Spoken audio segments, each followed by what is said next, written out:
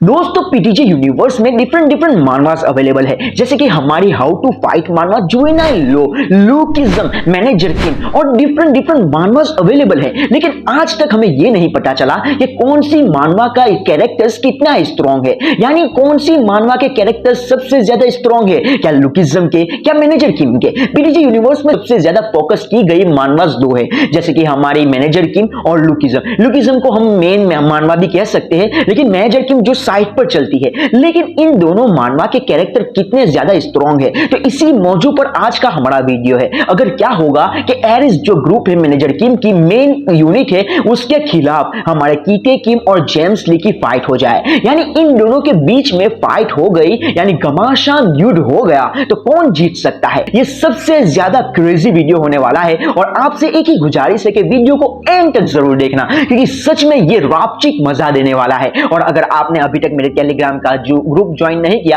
तो उसे भी जाकर जरूर ज्वाइन करना, क्योंकि वहां पर मैं आपको जल्द से जल्द मैनेजर किम के चैप्टर से जो कि उसकी पीडीएफ अवेलेबल करवा दूंगा, और लुकिज्म के जो स्पॉयलर्स है वो भी सबसे पहले इंग्लिश वर्जन में वहां पर डाल दूंगा। सो उसे जाकर जरूर ज्वाइन करना, क्योंकि वहां पर मैं अवेलेबल मिलूंगा और वहां पर हम काफी ज्यादा रापचिक तरीके से मजा करेंगे और हम बातें करेंगे। और अभी भी करंट मेंबर्स है 37, और आई होप कि आप लोग जरूर ज्वाइन करोगे। तो चलिए शुरू करते हैं आज की हमारी वीडियो। लेकिन आज की वीडियो में मैं दो मौजू पर बात करूंगा, यानी दो सब्जेक्ट पर बात करूंगा। मैं काफी ज्यादा उर्दू के अल्फाज काफी ज्यादा यूज करता हूं, सॉरी फॉर दैट। चलो हम दो मौजू पर सबसे ज्यादा बात करने वाले हैं। पहला तो ये कि अगर क्या होगा कि मैनेजर किम की जो यूनिट है यानी एरिस, वो वेपन्स के साथ फाइट करे और कीटे किम और जेम्स ली के अलायंस है वो भी वेपन्स के साथ फाइट करे। दूसरा मौजू ये कि अगर क्या होगा कि मैनेजर किम की जो भी यूनिट है वो फिजिकली फाइट करे कीटे किम और जेम्स ली के साथ, तो इन दोनों के रिजल्ट डिफरेंट आ सकते हैं। तो पहले हम बात कर ही लेते हैं जेम्स ली और कीटे किम के अलायंस की। तो पहले हमारा जेम्स ली आता है। देखो ये बंदा पहले ही मानवा के अर्ली चैप्टर्स में ही काफी बड़ा इंपैक्ट छोड़ गया था, यानी उसे पहले डीजे कहा जाता था, क्योंकि वो सिर्फ पॉपअप स्टार ही था, जहां पर उसके हमें पावर्स के बारे में नहीं बताया गया। सिर्फ हमें यह बताया गया था कि चार्ल्स चॉय के 10 जीनियस में से एक बंदा है। ये बंदा पूरे जो मानवा का मेन कैरेक्टर यानी मेन एंटागनिस्ट भी सब लोग मानते हैं, लेकिन खैर वो है नहीं, वो मुझे पता है, यानी आप लोगों को भी पता ही होगा कि वो एंटागनिस्ट जैसा दिखावा कर रहा है, मगर वो रियल एंटागनिस्ट नहीं है। लेकिन फिर भी ये बंदा कितना ज्यादा स्ट्रॉन्ग है इसका हम अंदाजा लगा ही सकते हैं कि जब उसने फर्स्ट जनरेशन के किंग्स का सामना किया था, जैसे कि तेसोमा, गोंग सियोप और जो कि बुसान आर्क के सभी बंदे, यानी सभी के सामना जो किया था, उसने फर्स्ट जनरेशन के सभी लोगों को मार गिराया था। उनके कुछ हाथ निकाल दिए थे, किसी की आंखें निकाल दी थी, यानी डिफरेंट कैरेक्टर्स के कोई ना कोई ऑर्गन्स निकाल दिए थे। यानी तब से हमें पता चल गया था कि जेम्स ली जो बंदा है वो काफी ज्यादा स्ट्रॉन्ग कैरेक्टर है। हमें सिर्फ फर्स्ट जनरेशन की उसकी जो फाइट थी वही दिखाई गई थी, लेकिन उसके बाद हमें कोई भी फाइट नहीं दिखाई गई, सिर्फ जैगियना वाली फाइट के अलावा। वहां पर हमने देखा कि क्लियरली जेम्स ली कहता है कि मेरी बॉडी अभी अपने पीक लेवल पर है, यानी ये बंदा अभी जो जेम्स ली काफी ज्यादा खतरनाक कैरेक्टर बन चुका है। यानी वो अगर खुद बोल रहा है कि मैं अपनी बॉडी के पीक पर हूं, तो वो बंदा वाकई में काफी ज्यादा स्ट्रॉन्ग कैरेक्टर हो सकता है। यानी अगर वो एंटागनिस्ट रियल एनिमी हुआ तो वो बंदा अभी पीटीजे यूनिवर्स का स्ट्रॉन्गेस्ट कैरेक्टर माना जा सकता है। लेकिन सबसे गंदी चीज पीटीजे यूनिवर्स में ये है कि कभी भी कोई भी कैरेक्टर स्ट्रॉन्गेस्ट बन जाता है, यानी कोई भी एनिमी आ जाए उसके सामने नैरेटिव वाइज लेकर फिजिकली फाइट के अंदर, यानी सबसे ज्यादा स्ट्रॉन्गेस्ट कैरेक्टर तुरंत उसे बना दिया जाता है। पहले हमारा गोकिम ही देख ले, गोकिम के 50 स्वॉर्ड स्टाइल, जिसे देखकर सभी लोग काफी ज्यादा चौंक गए थे। वो बंदा खुद बोलता है कि मैंने सिर्फ आधे घंटे में अपनी 50 स्वॉर्ड स्टाइल इजाद की है। यानी अगर उस पर ही देखा जाए तो गोकिम भी कितना ज्यादा स्ट्रॉन्ग हो सकता है। और अभी जेम्स ली की बात करूं, वाकई में मुझे ये बंदा स्ट्रॉन्गेस्ट फिगर दे रहा है, लेकिन वो at the end of the season इतना ज्यादा स्ट्रॉन्ग नहीं होगा। ये मुझे लगता है। आपको क्या लगता है कमेंट सेक्शन में बताना। तो मैंने ऑलरेडी जेम्स ली के पार्ट के बारे में वीडियो बना दी है कि उसका पार्ट हो सकता है किंग ऑफ लाइट का पार्ट हो सकता है इवोल्यूशन, और अगर आपने वो वीडियो नहीं देखी हो तो वो देख लेना। लेकिन फिर भी मैं ऊपर से बता दूं आखिर उसका पार्ट क्या हो सकता है। उसका पार्ट ऐसा हो सकता है कि वो पहले सभी चीजों को समझेगा और काउंटर अटैक करेगा, जिससे सामने वाले की धज्जियां उड़ जाएगी, और जो उसने जो एनालाइज किया होगा उसके जो अटैक्स का, थोड़े ही वक्त में वो बंदा समझ जाता है कि उसका ओपोनेंट कौन सा अटैक करने वाला है, कैसे करता है, ये सभी चीजें समझ लेता है और काउंटर अटैक करता है, जिससे एनिमी वहां पर ही गिर जाता है और एनिमी का जो पावरफुल जो अटैक होता है वही वो अपने अंदर ला लेता है और अपने अपने फुल एडेप्ट करता है और अपने बेस्ट यूटिलाइज करके वही अटैक को अपने हिसाब से यूज करता है। आई मीन ये बंदा कॉपी की तरह ही अपने जो ओपोनेंट है उसके अटैक्स को अपने अंदर एडेप्ट कर लेता है। ये जो बंदे की पावर है वो काफी ज्यादा खतरनाक है, यानी उससे हम किंग ऑफ लाइट भी कहते हैं। तो किंग ऑफ लाइट का मतलब क्लियरली हमें पता है कि वो क्लैरिटी दिखाता है कि सामने वाला उस पर कैसे हमला करता है, क्या करता है, सभी चीजें उसे ऑलरेडी एनालाइज करके पता चल जाती है। In the movement of analysis वो क्लियरली हमें उसे पता चल जाता है कि सामने वाला क्या कर रहा है, उसके पास कैसी मास्टरीज है, उसे डिकोड कर लेता है। हम जस्ट उसकी फाइट को देखें जहां पर जैक ग्योन्ना और जेम्स ली की फाइट हुई थी, तब जैक ग्योन्ना ने उसके ऊपर डेथ किक यूज की थी। जब हम क्लियरली इस पैनल में देख रहे हैं, इस पैनल में देख सकते हैं जहां पर जैक ग्योन्ना जेम्स ली पर अटैक करने वाला होता है और जेम्स ली क्लियरली उसके अटैक को एनालाइज करता है and in the moment of second ये बंदा क्लियरली जैक ग्योन्ना पर ऐसा अटैक करता है, ऐसा काउंटर करता है जिससे जैक ग्योन्ना का जो अटैक होता है उसी अटैक से उसको ही धूल चटा देता है। यानी इसका मतलब आप समझ रहे हो, पहले उसने एनालाइज किया, आप इस पैनल में देख सकते हैं, इस पैनल में देख सकते हैं उसने क्लियरली एनालाइज किया है। दूसरा उसने काउंटर अटैक किया है। तीसरा ये जो काउंटर अटैक किया वही अटैक से उसने जो जैक ग्योन्ना ने जो अटैक किया है उसी अटैक से जैक ग्योन्ना को वहां पर ही सुला दिया। यानी ये तीनों मिलाकर हम कह सकते हैं कि इसका जो पार्ट हो सकता है वो एवोल्यूशन हो सकता है और इसे हम किंग ऑफ लाइट इसीलिए भी कह सकते हैं क्योंकि हमें जब उसने जैक ग्योन्ना को हरा दिया तब काफी ज्यादा लाइट दिखाई दी गई थी। अब बात करें कीटे किम की, तो देखो दोस्तों जब जेम्स ली सियोंजी युग से हारने की कगार पर था तब उसने कहा था कि मुझे ट्रेनिंग लेनी चाहिए, यानी इन केस उसने कहा था कि मुझे और भी स्ट्रॉन्ग बनना है। और फिर हमने देखा था कि गो किम और गन यामाजाकी दोनों ने उसे रिक्वेस्ट की थी हमारे साथ प्रैक्टिस कर सकता है ज्यादा स्ट्रॉन्ग बनने की, लेकिन वहां पर जेम्स ली ने क्लियरली ना बोल दिया था कि मेरे पास ऑलरेडी एक ऐसा पर्सन है जिसके साथ मैं प्रैक्टिस करता हूं, जिसके साथ मैं ट्रेनिंग करता हूं। सो आई गेस कि उस वक्त जेम्स ली क्लियरली बता ही देता है हमें कि भाई मैं ट्रेनिंग कीटे किम के साथ कर रहा हूं। यानी इस हिसाब से हम देखा जाए योंगयोंग आर्क में जेम्स ली वीक था, भले ही उसके पास 2 टेक्निक 2 मास्टरीज थी, फिर भी 2 या 3 मास्टरीज थी, फिर भी वो बंदा वहां पर वीक था। और जब वो जेओनल्योंग आर्क के बाद वहां पर ट्रेनिंग करने जाता है उसके बाद जो उसका वर्जन होता है मेंटली से लेकर फिजिकली ये बंदा काफी ज्यादा स्ट्रॉन्ग बन जाता है। आई मीन अगर ये बंदा वीक था और कीटे किम के साथ ट्रेनिंग करने के बाद वो स्ट्रॉन्ग बन रहा है तो कीटे किम पहले से कितना ज्यादा स्ट्रॉन्ग होगा। भले ही वो नाजायज औलाद है, ड्रैगन बास्टर्ड है, किंग ऑफ सियोल है या फिर हम कह सकते हैं किंग स्लेयर है, ये बंदा कितना ज्यादा स्ट्रॉन्ग हो सकता है। उस वक्त जेम्स ली खुद बोलता है कि मुझे ट्रेनिंग करने के लिए कीटे किम के पास जाना होगा। कीटे किम खुद मैक्सिकन का बंदा है तो वो वाकई में वहां पर जरूर ट्रेनिंग कर रहा होगा। यानी मुझे लगता है कि गैब्रियन किम का जो एरा था, जैक किम क्लियरली हमें पता है कि कीटे किम जैक किम से बड़ा है तो वो कीटे किम की केयर कर रहा होगा हमारा गैब्रियन किम। यानी गैब्रियन किम, जिनयूंग पार्क और डिफरेंट जो हमारे फिस्ट गैंग के लोग हैं वो क्लियरली उसकी केयर कर रहे होंगे। उस वक्त कीटे किम को फाइट करना भी उन लोगों ने ही सिखाया होगा या फिर हम कह सकते हैं वो खुद ही अपने आप का इतना ज्यादा स्ट्रॉन्ग हो सका होगा। तो मेरा कहने का मतलब यही है कि उस वक्त भी कीटे किम इतना ज्यादा स्ट्रॉन्ग था कि जेम्स ली उसके पास जाकर उसने उसके साथ ट्रेनिंग की थी। यानी ये दोनों बंदे जो कि किंग ऑफ लाइट कहा जाता है और किंग ऑफ शैडो, ये दोनों बंदे वाकई में काफी ज्यादा स्ट्रॉन्ग है। और अभी तक मैंने कीटे किम की फुल स्ट्रेंथ और फुल पावर तो आप लोगों को बताई नहीं है। तो देखो कीटे किम के पास सबसे ज्यादा स्ट्रॉन्गेस्ट ड्यूरेबिलिटी है, यानी उसकी बॉडी काफी ज्यादा खतरनाक है। ये बात अलग है कि पेचोन जो के पास सबसे ज्यादा एंड्योरेंस है, कि वो बंदा काफी ज्यादा पीक माना जाता है एंड्योरेंस का, क्योंकि उसके पास जो डार्क ब्लड जो स्किल है क्योंकि उससे वो अपने बॉडी को हील कर पा रहा है, यानी उसके पास इसी वजह से वो उसको पीक माना जाता है एंड्योरेंस का। तो कीटे किम के पास जो बॉडी है वो भी एक जरिए से देखा जाए तो उसके पास भी ड्यूरेबिलिटी टॉप लेवल की है। मैंने यूं ही नहीं बोल दिया कि कीटे किम की जो बॉडी है तो उसके पास सबसे ज्यादा ड्यूरेबिलिटी है, इसके लिए मेरे पास रीजन है। तो दोस्तों हमें पता है कि जैक किम के पास कन्विक्शन है,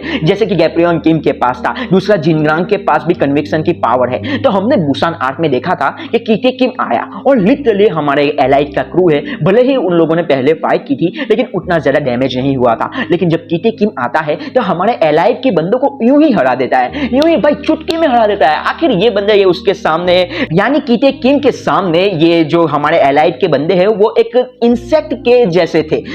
उसने आकर सिर्फ यूं ही उन सभी को हरा दिया, एक एक हाथ से हरा दिया। उसके पंचेस को वो डॉज भी नहीं करता था, सिर्फ यूं ही हमारे वास्को के पंचेस को भी डॉज नहीं किया। हमारा जैक ली जिसका प्योर वर्जन गोंगशियोप लेवल जितना हो गया था उस वक्त भी, तब भी वहां पर हमारे जो कीते किम ने उसे आराम से डॉज कर लिया। उसके यानी वो एक एज अ टीचर काम कर रहा था। वो चाहता था वहां पर एलाइट के सभी बंदों को मार सकता था, लेकिन उसने नहीं मारा और सभी बंदों को वाकई में काफी खतरनाक तरीके से धो दिया। उस वक्त हमें पता चला कि एलाइट का लेवल कुछ है ही नहीं हमारे कीते किम के सामने। अभी मैं आपको बता दूं कि एलाइट का वर्जन जो कि gun Hunt for gun arc में था, उससे काफी ज्यादा स्ट्रॉन्गेस्ट वर्जन था एलाइट का बुसान आर्क में। तो हम एज अ कंपैरिजन देखा जाए हंट फॉर गन आर्क में, तो हमारे एलाइट जो थे, एलाइट के बंदे जो थे, उन लोगों ने हमारे गन यामासाकी को काफी ज्यादा डैमेज दिया था। हमें पता है कि जब जैक किम ने अपना कन्विक्शन का पंच यूज किया था, क्लियरली गन यामासाकी के सीने पर उसका साया छोड़ दिया था।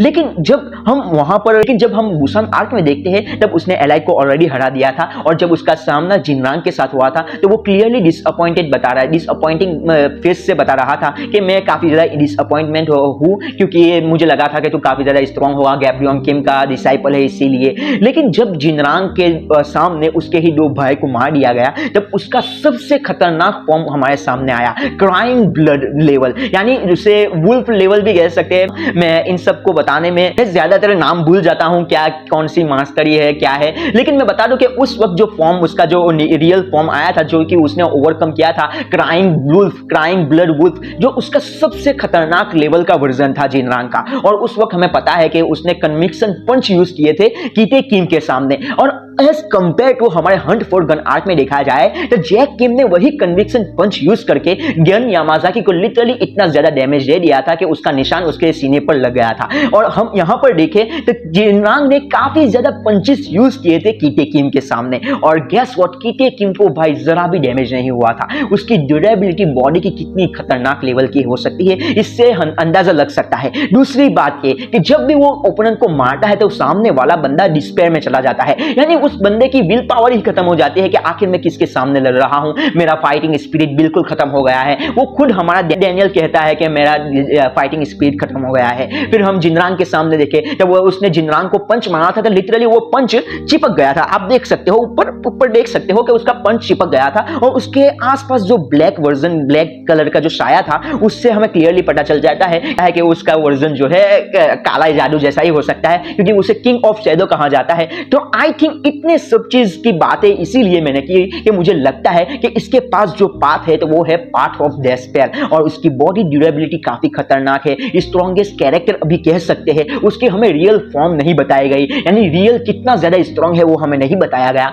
लेकिन ये बंदा मैं लिख कर दे रहा हूं, ये बंदे का पास काफी ज्यादा क्रूअल होगा। वो बंदा खुद इतना ज्यादा स्ट्रॉन्ग है, वो जिनरांग के साथ फाइट करता है तब वो खुद बताता है कि मुझे तुमसे फाइट करके ये पता चला, ये पंचिस को देखकर मुझे हमारे मैक्सिकन के लोगों की याद आ गई। यानी मैक्सिको के जो बंदे हैं वो भी काफी ज्यादा खतरनाक है, और कीते किम की जो कार्टेल जो भाई वो ग्रुप है उसका, वो मुझे लगता है काफी ज्यादा खतरनाक हो सकता है, क्योंकि कीते किम जो दरिंदा है ना, आई गेस ये बंदा दरिंदा है ना, वो भाई किसी को भी मार सकता है। पहले ही उसने 2 बंदों को जो मारा था, लिटरली कोई भी दया नहीं दिखाई थी, और जब उस जिनरांग का हाथ निकाला था तब भी उसकी जो स्माइल थी वो काफी ज्यादा क्रूअल थी। यानी ये बंदे को लोगों को मारने में काफी ज्यादा मजा आता है। सो आई गेस के कीते किम की इतनी पावर लेवल में आप लोगों को समझा दिया होगा कि जेम्स ली और कीते किम कितने स्ट्रॉन्ग है। मैंने बात की थी कीते किम और जेम्स ली के अलायंस की, तो उसके जो हमने फॉर्डर्स को देखा, जो कि हमारा किंग ऑफ पोहांग है, किंग ऑफ पाजू, सैम सियोक, यानी ये डिफरेंट किंग्स है, वो तो लिटरली हमारे फादर्स ही है, हमें पता चल ही गया, क्योंकि हमारे सेकंड जनरेशन लोगों ने आराम से उन लोगों को हरा दिया। लेकिन अभी उसका सबसे ज्यादा खतरनाक आदमी चांगसू अवेलेबल है, और चांगसू के हमने देखा था उसके फिट्स भी काफी ज्यादा खतरनाक है। काफी सारे लोग बोल रहे हैं कि उसने टॉमली का हाथ काटा है, यानी उसको जिनयुंग पार्क भी जानता है, यानी वो कितना ज्यादा स्ट्रॉन्ग है। हमें पता ही है, हमें ऑलरेडी आप लोगों को उसका नॉलेज जरूर होगा कि हमारा व्हाइट को कितना ज्यादा स्ट्रॉन्ग है, तो उसके बारे में बात नहीं करना चाहता। लेकिन मैं सबसे ज्यादा एक्साइटिंग इस बात का हूं कि कीते किम की जो ग्रुप है कार्टेल, वो कब लुकिज्म में एंट्री लेगी, तो मैं इसको भी गिनने वाला हूं कीते और जेम्स के अलायंस के अंदर। तो कार्टेल जो ग्रुप है वो वाकई में काफी ज्यादा खतरनाक हो सकते हैं। अगर उसका एक बंदा, मुझे लगता है कि फर्स्ट जनरेशन के किंग लेवल जितना होगा, मैं यूं ही बोल रहा हूं, ये मेरी सोच है कि वो फर्स्ट जनरेशन के किंग जितने पावरफुल तो जरूर होंगे, क्योंकि वो ऐसे वैसे बंदे नहीं है, कार्टल यानी कीटे किम जो दरिंदा है उसके अलायंस के बंदे हैं। सो मुझे लगता है कि वो भी काफी ज्यादा स्ट्रांग हो गए। तो तीसरा हमारा जेंटलमैन भी काफी ज्यादा स्ट्रांग है, भले ही उसने हमारे लाइटिंग चॉय के साथ काफी ज्यादा खतरनाक तरीके से उसका सामना किया और बेकार तरीके से उसे मार दिया, फिर भी जेंटलमैन भी पावरफुल है। तो अब बारी आती है कि इन सभी के पावर लेवल हमें पता ही चल गया है कि ये सब कितने ज्यादा स्ट्रांग है। और मैं एक बात बताना भूल गया कि मुझे लगता है कि जो कीटे किंग के अलायंस के जो बंदे हैं, जो कि ग्रुप है मैक्सिको के अंदर, वो लोग वेपन जरूर यूज करते होंगे, यानी वो लोग सीधा मार धाड़ पे ही काम कर रहे होंगे, यानी पूरे दरिंदे होंगे, क्योंकि हमारा कीटे किंग भी वही दरिंदा है। अब बारी आती है हमारे एरेस वर्जन की। ये सभी चीजें मैंने आपको समझा दिया, पूरा क्या है 15 मिनट का वीडियो है, हमें पता चल गया कि कीटे किम और जेम्स कितने ज्यादा स्ट्रांग है, उसके अलायंस के बंदे कितने ज्यादा स्ट्रांग है। अब बारी आती है एरेस की। अब पहले बात करें एरेस के मिलिट्री डेड्स की, यानी जिनचुअल पार्क, हंसु शियोंग और मैनेजर किम खुद। ये तीनों की पावर लेवल भाई अलग ही लेवल की। अगर ये प्राइम वर्जन में हो तब भाई खत्म ही हो जाएगा, इसका बात हम कर ही नहीं सकते। लेकिन अभी के वर्जन की बात करें, उनकी फिट्स क्या है वो सभी की बात करते हैं। लेकिन पहले हम बात करेंगे वेपन बिना के ये तीनों फिजिकली कितने ज्यादा स्ट्रांग है। पहली बारी आती है हमारे मैनेजर की। दोस्तों मैनेजर किम मानवा की शुरुआत में हमने यंग मैनेजर किम को देखा था भाई, वो काफी ज्यादा खतरनाक लेवल का था। वो एक तरह का स्पाई था, उसने दूसरे देश के भाई पूरे प्रेसिडेंट को किडनैप कर दिया था। उसने मिलिट्री वालों को भी जो ढुलाई की थी वो काफी बढ़िया थी। जब मिंजी को किडनैप किया गया तब वहां पर हमने देखा हांसो आया, जिनचुअल पार्क आया उसकी मदद करने के लिए। लेकिन जो मैनेजर किम का जो वर्जन था मिंजी आर्क वाले में, यानी मिंजी को बचाने की आर्क में, वो वर्जन काफी ज्यादा प्राइम लेवल का था। उसकी बात तो मैं कर ही नहीं सकता कि अगर उसकी बात मैंने अभी करंट टाइम में कर दी तो समझ लो लुकिजन के जो कीटे किम और जेम्स ली जो वर्जन है वो उसका सामना नहीं कर पाएंगे। यानी वेपन 60 वाले जो कि उसने वेपन यूज करके उस सभी को जो काट मार की थी उसने, वो वर्जन भाई अलग ही लेवल का था। तो मैं बताऊं कि मैनेजर किम कितने ज्यादा स्ट्रांग है। मैनेजर किम का वर्जन जो काफी ज्यादा स्ट्रांग है, उसकी सबसे ज्यादा फीट से सबसे ज्यादा खतरनाक मूव है उसका सिल्वर थ्रीड वाला और सीक्यूसी। ये काफी खतरनाक वर्जन है मैनेजर किम का। मैनेजर किम का सामना जब टॉम ली के साथ हुआ था, टॉम ली के साथ भी उसने इतने खतरनाक तरीके से फाइट नहीं की थी, लेकिन फिर भी मैं बता दूं कि ये सभी चीजें मैनेजर किम को काफी ज्यादा स्ट्रांग बनाती है। और आई गेस कि आप सभी लोगों ने मैनेजर किम देख ही ली होगी, और मेरे पास अभी काफी ज्यादा चीजें हैं जो कि मैं मैनेजर किम के बारे में बताना चाहता हूं, लेकिन फिर भी मैं बता नहीं सकता क्योंकि काफी लंबा वीडियो हो जाएगा। और आई गेस कि यहां तक किसी ने वीडियो देखा भी नहीं होगा, मैं अकेला ही बड़बड़ा रहा हूं। फिर भी बता दूं कि मैनेजर किम काफी ज्यादा स्ट्रांग है कैरेक्टर। और अब बात करूं हांसु शियोंग की, तो हांसु शियोंग भाई उसकी तो बात ना करे तो भी अच्छा है, क्योंकि ये बंदा मैं बता दूं कि प्राइम टॉप 3 पूरे पीटीजे यूनिवर्स के टॉप 3 या टॉप 5 में बंदा ये आ सकता है, क्योंकि ये टेक्वेंडो का ये पीक माना जाता है। और हमें अभी इंफॉर्मेशन भी मिली है कि एक बंदा जिसने एक मार्शल आर्ट का पीक हासिल कर लिया हो तो उसको दूसरे मार्शल आर्ट का पीक हासिल करने में वक्त नहीं लगता। और हमने देखा कि गैल के सामने उसने कैंडो यूज किया, यानी उसने कैंडो का भी पीक लेवल हासिल कर लिया है।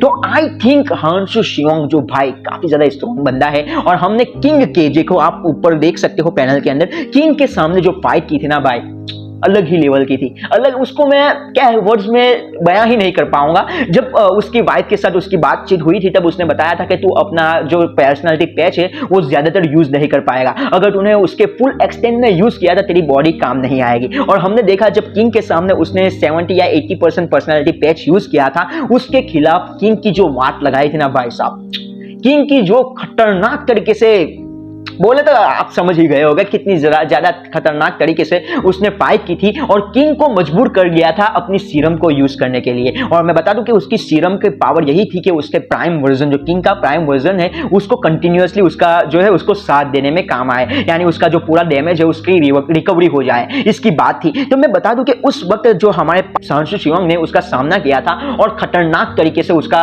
जो है वाट लगा दी थी और उसका वर्जन थोड़ा डाउन कर दिया था। और उसके बाद टॉम ली ने उसका सामना किया था। और टॉम, हम सभी लुकिज्म फैंस और सभी पीटीजे यूनिवर्स के मानवा के फैंस यही बोलते हैं कि टॉम ली ने किंग को आराम से हरा दिया, लेकिन यह बात गलत है, क्योंकि पहले हांसु शियोंग ने किंग को इतना ज्यादा मजबूर कर दिया अपने सीरम का यूज करने के लिए, इतना ज्यादा वीक कर दिया, उसके बाद टॉम ली ने उसे हराया। इसीलिए मैं कहता हूं कि हांसु शियोंग काफी ज्यादा स्ट्रांग है। उसका सामना वू चियोल के साथ भी हुआ था। यानी ये जो बंदा है ना, ये मुझे काफी ज्यादा पसंद आता है और वो काफी ज्यादा स्ट्रॉन्ग है। अभी आप लोगों को पता ही चल गया होगा कि मैं काफी ज्यादा बोल रहा हूँ हांशु शिवांग के बारे में। अब बारी आती है हमारे जिनचुअल पार्क की। ये बंदा एक मिलिट्री डैड्स में आता है और मिलिट्री का एक कमांडर इन चीफ है, यानी उसको पूरी ज्यादा पावर मिली है मिलिट्री का, जो भी उसको उठाना है वो उठा सकता है, उसके पास फ्रीडम है कि वो कुछ भी कर सकता है। वो ये बंदा जो है अभी करंट टाइम में सबसे वीक है हमारे ट्रायो डैड्स के अंदर, लेकिन ये बंदा मैं बोल रहा हूँ कि स्पेशलाइज्ड है अपने वेपन यूज करने के अंदर, और तो और दूसरे जो वेपन्स है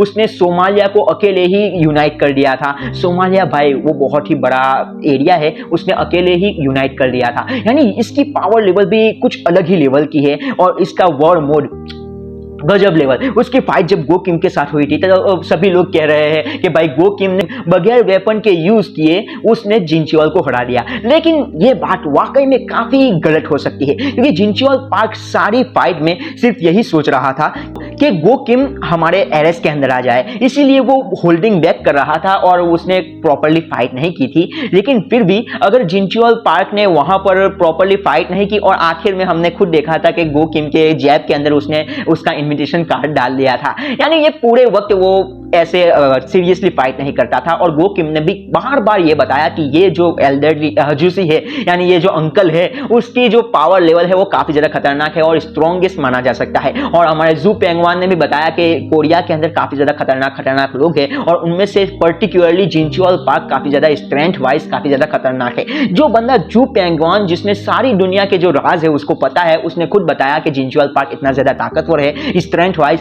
तो समझ लो ये बंदा भी कितना ज्यादा ताकतवर होगा। और अभी तक मैंने पूरे एरेस की बात भी नहीं की। इसके अंदर सेंटियागो आ जाता है जो कि काफी ज्यादा अलग ही लेवल का डॉक्टर है। दूसरी एलिसा अलेक्जेंडर आ सकता है जो कि स्नाइपर भी है और फिजिकल भी काफी ज्यादा स्ट्रॉन्ग है। वैलेंटिना जो हमारी निंजा बैडी है वो भी काफी ज्यादा खतरनाक है। शिन सियोंग हो जिसका हमने अभी देखा है जो कि हमारे डूम के सामने फाइट कर रहा है। तीसरा सीन, ये सभी लोग हमारे एरेस के अंदर है। दूसरी तरफ हमारे जेम्स ली और कीटे किम है। अब बारी आती है फाइनल रिजल्ट की। तो दोस्तों अगर क्या होगा कि अगर फिजिकली ये सभी लोग आपस में लड़े, मैं प्राइम वर्जन की बात नहीं कर रहा, करंट वर्जन की बात कर रहा हूं, अगर ये दोनों लड़ गए तो आखिर क्या हो सकता है। तो मेरा ओपिनियन है, आपका क्या ओपिनियन है मुझे नहीं पता, ये क्रेजी जवाब लगेगा, लेकिन मिलिट्री डैड्स यानी एरेस वाले सभी लोग हमारे कीटे किम और जेम्स ली के साथ लड़े।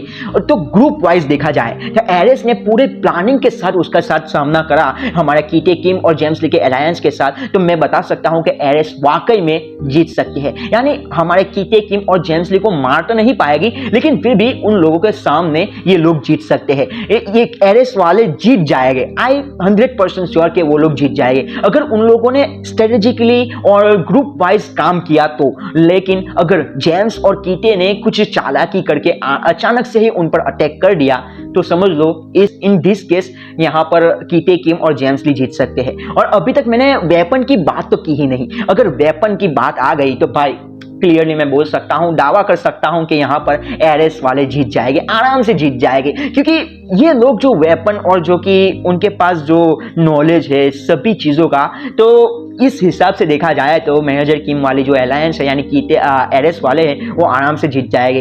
लेकिन जो सबसे ज्यादा खतरनाक थ्रेट है एरेस वालों के लिए वो और कोई नहीं हो सकता, हमारा कीटे किम हो सकता है। हाँ जेम्स ली भी है, लेकिन जेम्स ली कैसा बंदा है कि वो किसी का साये में काम करने वाला है, यानी वो अपना फेस नहीं दिखाता, खुद मैदान में नहीं उतरता, फिर भी वो स्ट्रेटेजिकली काम करता है, मेंटली इतना ज्यादा खतरनाक है। सो आई गेस ये दोनों के बीच में मुकाबला काफी टक्कर वाला हो सकता है। अगर दोनों को पता हो कि वो दोनों आपस में लड़ने वाले हैं तो इन दोनों के बीच में काफी ज्यादा खतरनाक मुकाबला हो सकता है। एंड आई गेस के यहाँ पर सबसे ज्यादा पलड़ा भारी है हमारे मैनेजर किम के अलायंस यानी एरेस का सबसे ज्यादा पलड़ा भारी है, क्योंकि ये लोग मुझे लगता है कि वाकई में जीत सकते हैं। अभी कुछ नमूने आए गए लुकिज्म फैंस के कि भाई ये क्या बकलोली कर रहा है और क्या ही बात कर रहा है। तो देखो दोस्तों, मैं क्लियरली नो बायस, फिर भी मैं बता दूं कि मुझे क्लियरली लग रहा है कि मैनेजर किम के जो कैरेक्टर्स है वो काफी ज्यादा लिटरली काफी ज्यादा स्ट्रॉन्ग है। पहली बात तो ये कि हमारे जो मैनेजर किम का जो ऑथर है, जो राइट कर जो लिखता है वो अलग है और पीटीजे जो लुकिज्म लिखा है वो अलग है। सिर्फ पीटीजे उसको जो है इन्वेस्टिगेट करते हैं, यानी उसे असिस्ट करते हैं कि भाई ऐसा काम करना है, ऐसे करना है। लेकिन जो मैनेजर किम का जो ऑथर है उसने सभी लीजेंडरी कैरेक्टर्स उसके मानवा में लिए हैं, जू पेंगवान और सभी खतरनाक लेवल के कैरेक्टर्स उसने अंडर लिए हैं। तो मैं बता दूं कि ये लोग काफी ज्यादा स्ट्रॉन्ग है। पावर स्केलिंग देखा जाए तो ये मैनेजर किम की पावर स्केलिंग बिल्कुल ही अलग लेवल की है, क्योंकि ये बंदा जो मैनेजर किम में जिसने लिखा है ना, वो जो कैरेक्टर्स जो कि जितने ज्यादा स्ट्रॉन्ग है उनके लेवल के आसपास कोई ही नहीं हो सकता, क्योंकि वो लोग इंटरनेशनली थ्रेट के सामने फाइट करते हैं। और यहाँ पर हम लुकिज्म में देखा जाए तो वो अंडर ही अंडर फाइट करते हैं, यानी कुछ बच्चों के साथ लड़ते हैं जो कि 18 साल यानी 17-18 साल के हैं, और हमारे कीटे किम और जेम्स ली शायद 23 या 24 साल के हो गए। यानी ये लोग तो लौंडे, छोटे कमीने जो है गुंडागर्दी करने वाले लौंडे हैं। और दूसरी तरफ हमारे आई एम सॉरी कि जेम्स ली को मैंने और कीटे किम को 23-24 साल का बंदा बता दिया, लेकिन फिर भी मुझे नहीं पता उनकी क्या दरअसल रियल में एज क्या हो सकती है। लेकिन फिर भी मैं बता दूं कि उसके सामने हमारे मिलिट्री डेट्स, उनकी एज काफी ज्यादा खतरनाक है, क्योंकि उसे हम कह सकते हैं कि जो प्राइम वर्जन के, जो जीरो जनरेशन यानी प्री जनरेशन के बंदे थे, उन लेवल के ये बंदे हैं। सो क्लियरली यहाँ पर रिजल्ट भी सेम ही है कि यहाँ पर एरेस वाले ही जीत सकते हैं, और जीतेंगे एरेस वाले ही, अगर इन केस फाइट हो गई। ये होने वाली नहीं है, इसीलिए मैं बता रहा हूँ। और दूसरी बात ये है कि अभी भी ये जो हमारे मिलिट्री डेट्स है वो क्लियरली डेवलप हो रहे हैं, यानी कंटिन्यूअसली ग्रो कर रहे हैं। हमने अभी करंट टाइम में भी देखा कि मैनेजर किम खुद अपनी नई स्किल को ग्रो की है, और हांसू शियोंग ने कैंडो की मास्टरी, कैंडो के पीक तक पहुंच चुका है। और अभी हम देख सकते हैं चिंचुअल पार्क ने भी अरोरा के सामने जो मूव यूज किया वो भी काफी ज्यादा खतरनाक था। सो आई गेस यहाँ तक हमें क्लियरली पता चल जाता है कि एरेस जीतेगा। और मैं बता दूं कि ये मेरा रियली ओपिनियन है, आपका क्या ओपिनियन है कमेंट सेक्शन में जरूर बताना, और अगर हो सके तो टेलीग्राम का ग्रुप जरूर ज्वाइन करना। और ये वीडियो काफी लंबा हो गया है, उसके लिए I am literally sorry for that, and just it thank you so much for अगर आपने यहाँ तक ये वीडियो देखा हो। और तो मिलते हैं अगली वीडियो में, तब तक के लिए take care of yourself and your family members and keep rocking. This is Akira signing of.